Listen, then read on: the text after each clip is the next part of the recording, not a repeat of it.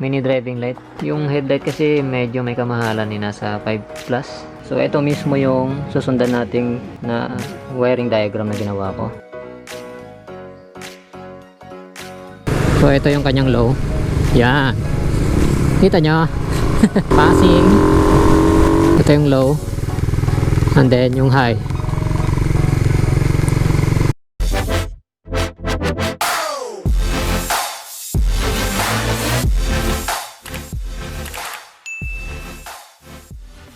Today ngayong araw ay magkakabit tayo ng mini driving light sa aking Raider 150 Fi.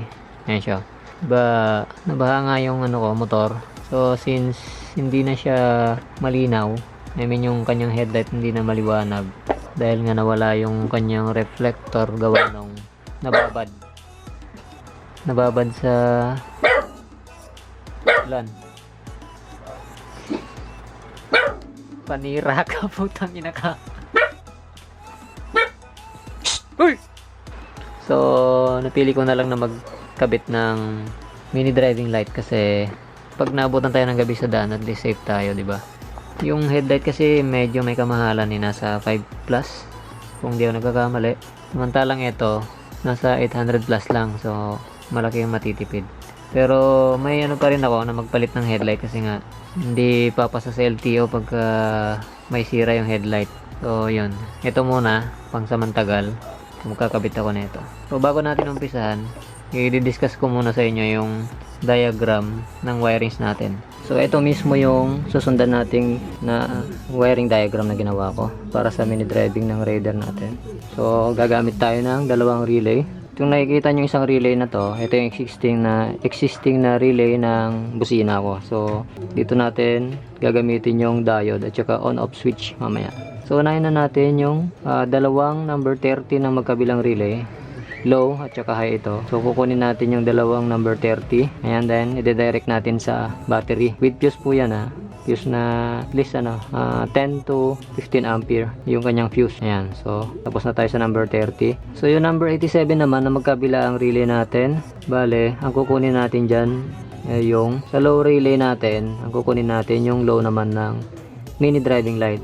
So pagsasamahin ang low ng magkabilang mini driving light papunta sa 87 na relay ng low. Sa kabila naman, sa high, pagsasamahin naman yung dalawang high ng mini driving papunta sa relay na to, high. Tapos na tayo sa 87. Sa 86 naman tayo. Ang 86 ng relay ng low natin, didiretso natin sa may 3-way switch natin sa number 1. Ayan. And then yung 86 naman ng high natin, kukunin natin yan papunta sa number 2 ng ating 3-way switch. Ayan. So tapos na sa 86 na magkabilaan. Sa 85 naman ng magkabilang relay natin, bali yan yung pinaka ground or negative. So pagsasama-samahin natin yan, kasama na ng ground ng mini driving natin, magkabilaan. Pagsasama-samahin natin sila. Ayan, then papunta sa negative ng battery natin. So puro rekta yung connection natin dito. Hindi tayo magba-body ground. Puro rekta sa battery, both positive at saka negative.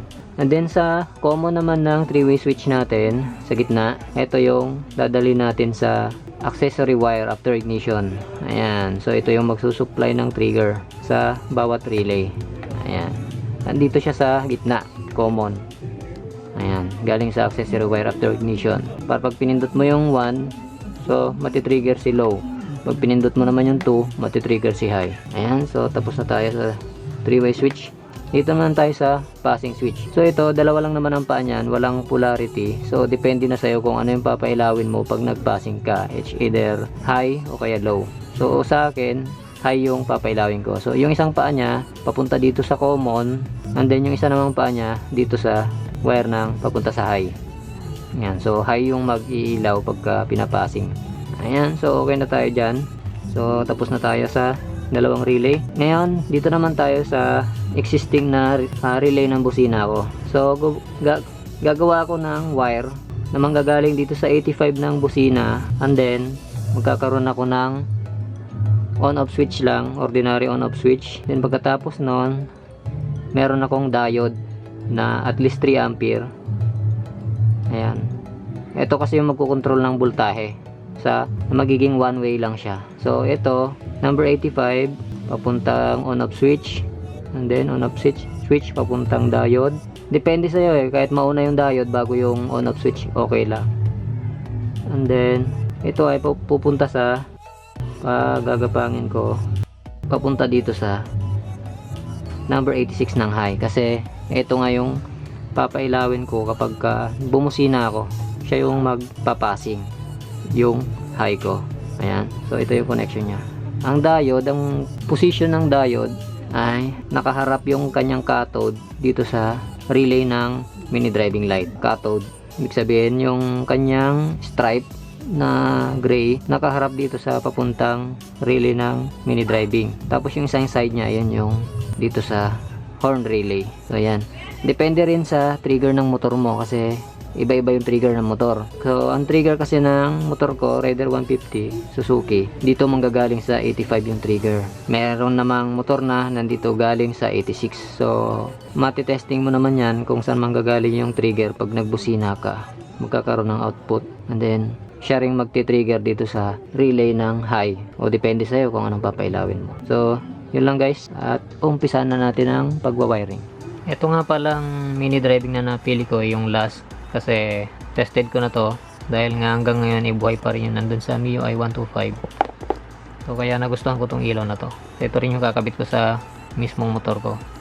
Meron ako ditong bracket, sariling gawa ko lang to, DIY, at swak to dun sa Raider 150 Fi. Para lang sa Raider 150 Fi itong bracket na to. Pwede ito sa blue water, kakabit dito sa magkabilang butas na to, and then sa mini driving dito sa gitna. So universal siya, pwede sa blue water, pwede sa mini driving light. Ganito yung magiging itsura nya. Yan, pag na-assemble. And then sa ilalim ng headlight siya mapupwesto. Nandito naman yung dalawang butas na may kakabit dun sa bolt ng headlight natin mismo. So gumawa din ako ng bracket. Ito talaga yung original niyang bracket nitong mini driving. Ganito siya, tinupi ko lang, so naging ganito. Tapos kakapit lang siya dito, ganyan siya. Dagdag na rin to sa tibay ng ilaw. Yan, in case na matagtag hindi basta basta malalaglag. Para-paraan lang. Ganyan magiging tsura. So buo na yung mini driving natin. Magsasalpak na lang tayo. Ito yung gagamitin kong switch, 3-way switch, domino yung tatak. Ayan. So sa side mirror ko lang siya ilalagay sa bandang kaliwa. Ito naman yung passing switch na ginawa ko, nakahanda na rin. Bali nagbutas ako sa may bandang throttle, doon ko siya ipupwesto. So tuturo ko na lang sa inyo mamaya pag nag-assemble na. Naglagay din ako ng switch, kagaya ng sinabi ko kanina. Lalagyan ko ng switch yung from horn relay to mini driving high relay. Meron siyang diode kasi minsan gusto ko yung sasabay yung busina ko, yung blink ng ilaw ko na high. At kung ayaw ko namang paganahin yon, i-off ko lang yon, on off in lang. So kagaya ng nasa diagram, ito yon. Then pagdidikitin na natin yung mga balas ng ating mini driving light, tapos magkakabit na tayo.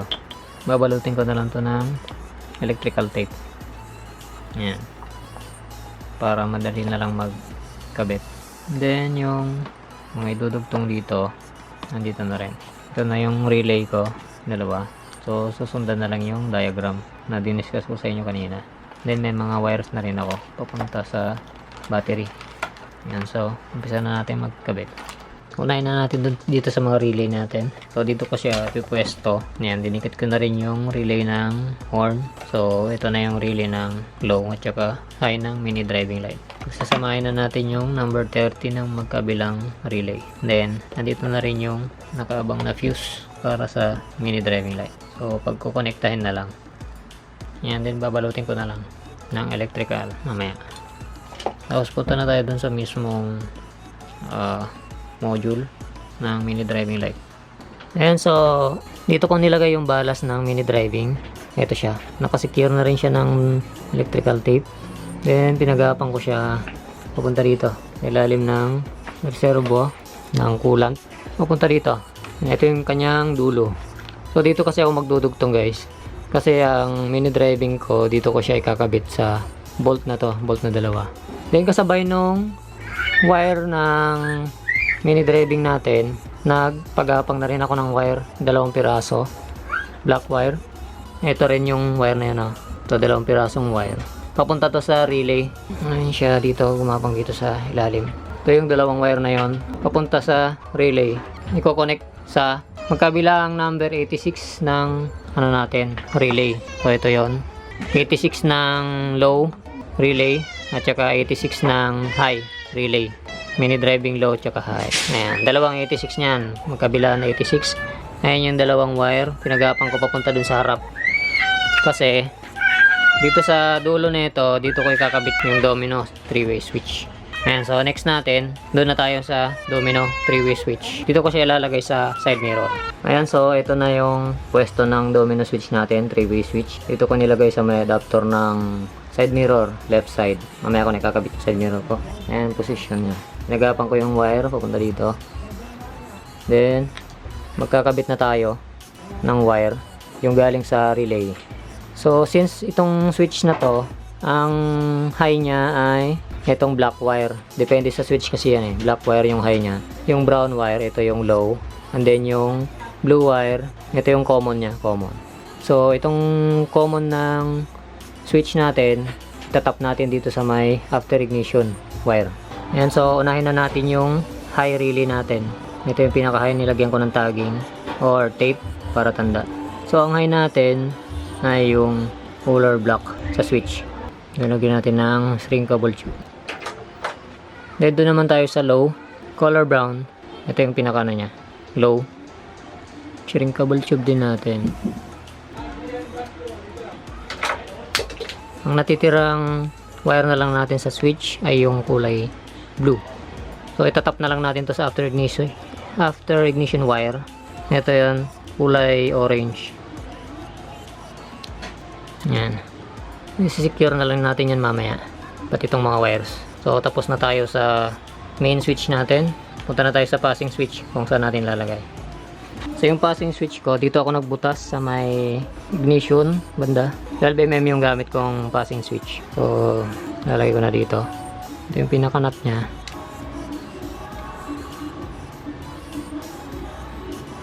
Ito hindi naman to tumatama sa cable ng throttle natin kasi maluwag dito banda. So safe siya dito. Kailangan mo na higpitan. Okay na yan. Then susunod ko lang siya sa wire. Doon na yung wire natin sa likod, sa harapan. So magkakabit na tayo. Yung isang wire ng passing switch natin, isasama natin doon sa isang wire ng switch, yung nasa gitna, yung 0, ang tapat. Ito yon, kulay blue. Isasama natin siya dito sa after ignition para ito yung magti-trigger dun sa ilaw natin pag nag-passing. Output to ng after ignition. Ayan.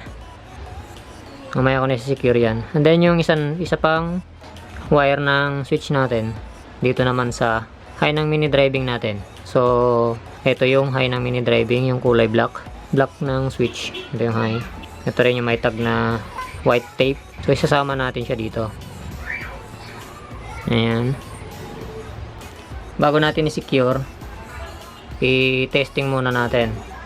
So ikakabit na natin yung mini driving natin. Ito. Dito nakabang yung kanyang socket.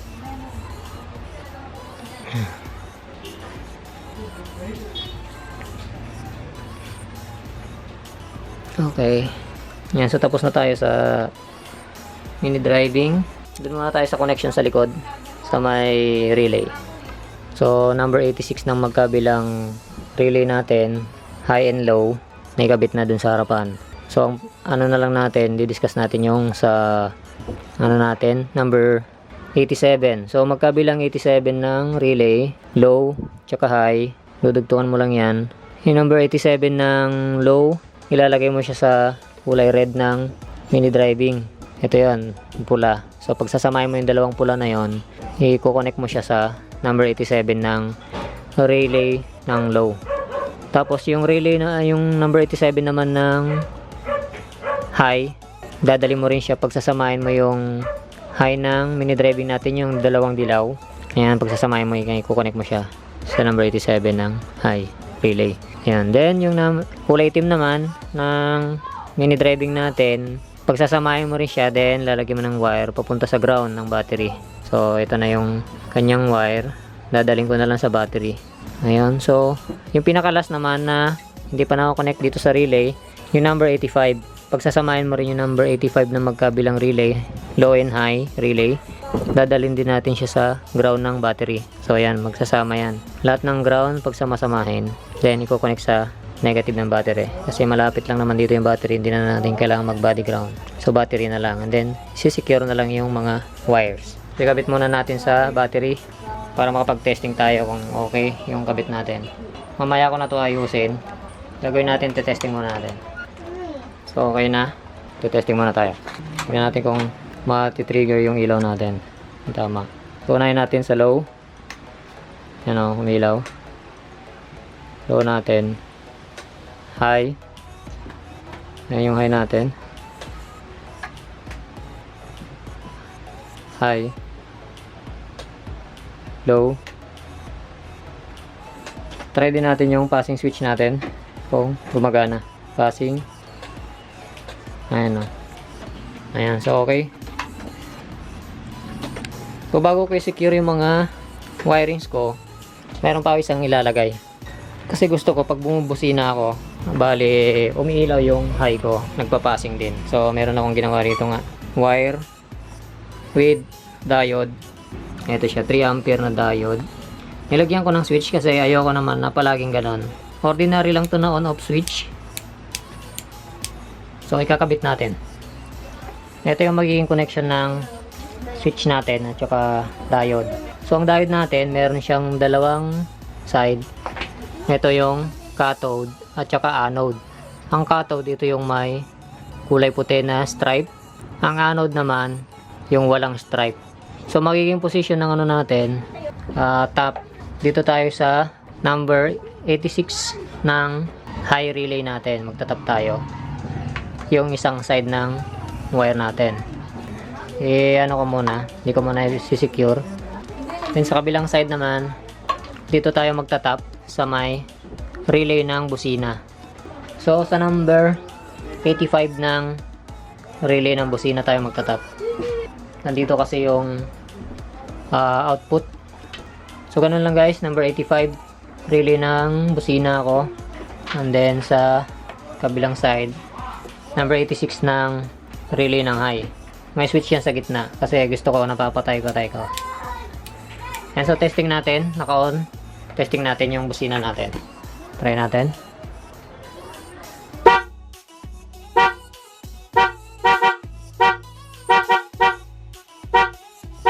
So, nag-trigger yung ginawa natin. So, ganun lang. Para masundan nyo itong ano na to, tignan nyo lang dun sa wiring diagram. So, isi-secure ko na lang muna yung mga wirings ko. Then, saka tayo mag-testing ulit.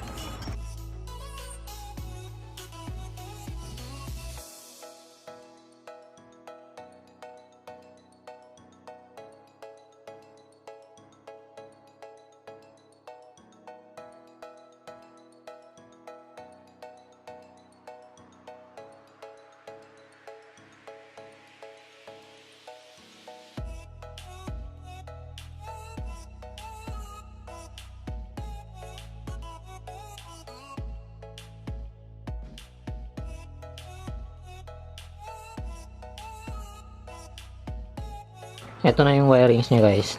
Naayos ko na. So, nabalutan ko na lahat. Punta rito. Yung balas. Then, pupunta ron. Okay na rin. Ibalik ko na rin yung head. Ito na yung mini driving. So na guys, magte-testing lang ako ng ilaw ko na bagong kabit. Naka-stock headlight ako. Kaso isa lang umiilaw kasi napundi. So, ito yung kanyang low. Yan. Kita nyo? Okay lang. At least maliwanag. Tapos passing.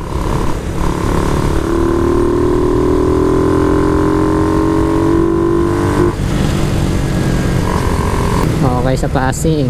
Yung high. Testing natin. Mataas yata. Ipapasok natin sa madilim para makita natin yung lakas ng ilaw. Dito tayo. Dito tayo, dito tayo.